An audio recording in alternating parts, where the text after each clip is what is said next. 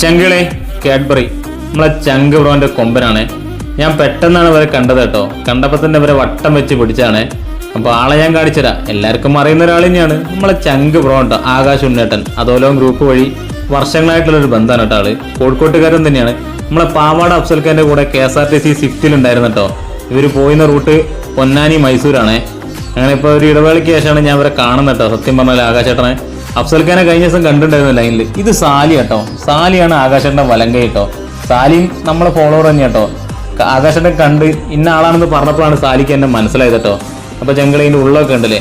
ഇവരിപ്പോൾ ഇതിൻ്റെ ഒരു അപ്ഡേഷൻ വർക്ക് കഴിഞ്ഞ് ഇറക്കിയതാണ് കേട്ടോ. ഈ കൊമ്പൻ എടുത്തതിന് ശേഷം പിന്നെ ആകാശേട്ടൻ ഇതിനകത്ത് തന്നെയായിട്ടുള്ളത്.